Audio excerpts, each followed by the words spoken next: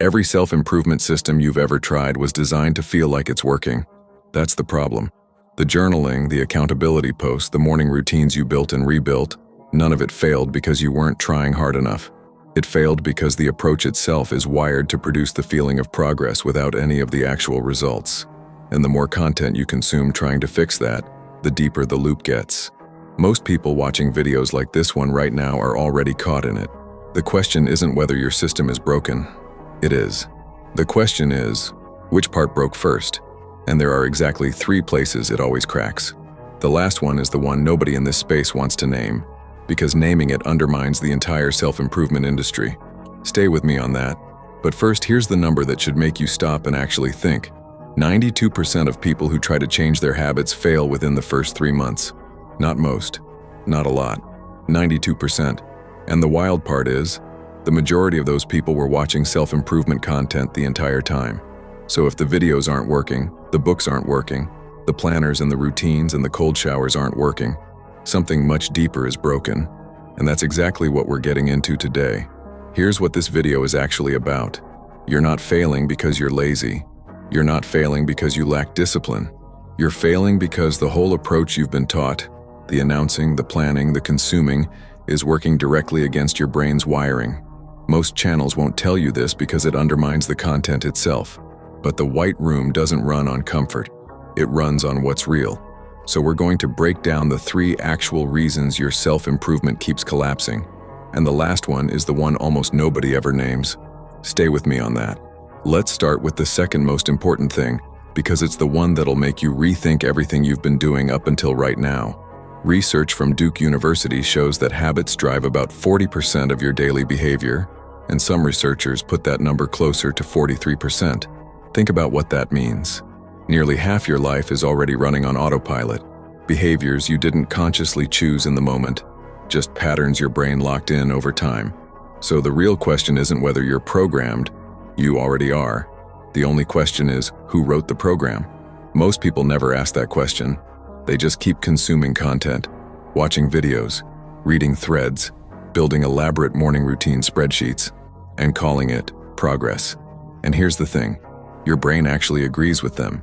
Saying a goal out loud can hand you a small reward for the plan itself, and that reward can quietly eat into the drive to do the actual work. That's not an opinion. That's the mechanism. Your brain gets a hit of completion just from talking about the goal, so the urgency to execute quietly disappears.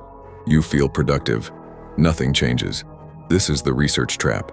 And it gets worse when you look at what happens when you go public with your plans. In experiments testing how making resolutions affects behavior, researchers found that law students who made a public commitment to working harder actually quit working earlier than students who kept their commitments private. Conventional wisdom would have predicted the opposite result, that telling people about your goals puts pressure on you to follow through. Instead, sharing your goals too often lets you simply congratulate yourself just for making the resolution. So every time you post the goal, announce the goal, or tell your friends about the new you, your brain is already filing it under done.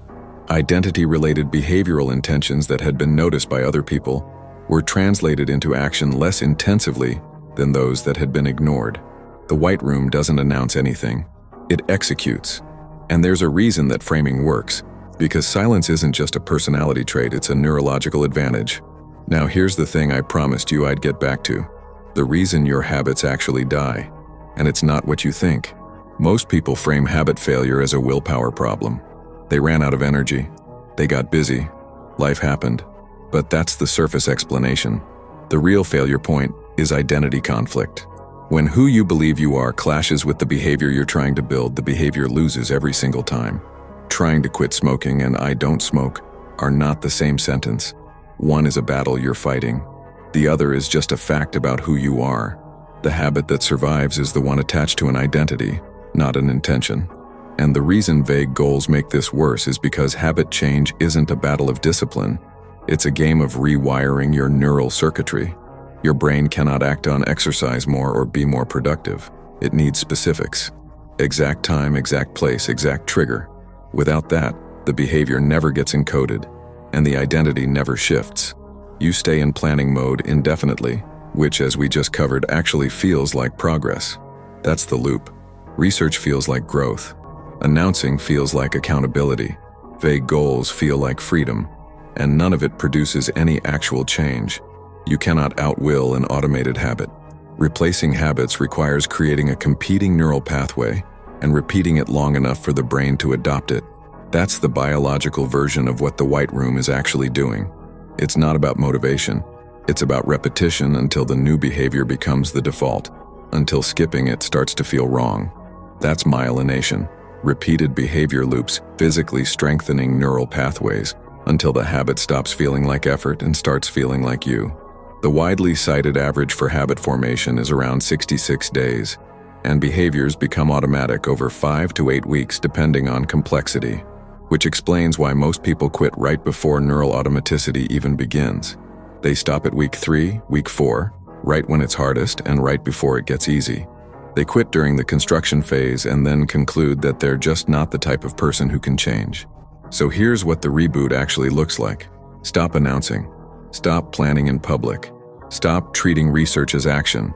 Pick one behavior, attach it to a specific time and a specific place, and repeat it without telling anyone. Not because secrecy is a virtue, but because your brain hasn't earned the reward of announcing it yet. The reward comes after the behavior is built, not before.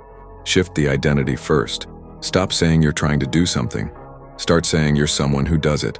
That single language shift changes what your brain defends, and your brain will defend your identity far longer than it will sustain your willpower. And understand that the 92% aren't failing because they're weak. If 9 out of 10 people fail at building habits using the same default approach, the approach is what needs fixing. The system is broken. You're not. If you've made it this far and something in this actually clicked for you, drop it in the comments. Seriously, tell me which part hit hardest, because the algorithm rewards that, and so do I. And if you want to go deeper on the identity side of this, how to actually construct the white room version of yourself from scratch, there's a video right here that picks up exactly where this one left off. Go watch that next. Here's the bottom line. You came into this video thinking you had a discipline problem. You don't. You have a system problem, the research trap, the announcement trap, the identity mismatch. Those are the 3 walls keeping you stuck. Now you can see them. And what you can see, you can walk around. The white room doesn't wait for motivation. It builds the architecture that makes the right behavior automatic. That's the reboot. Start it today, tell nobody, and come back when it's done.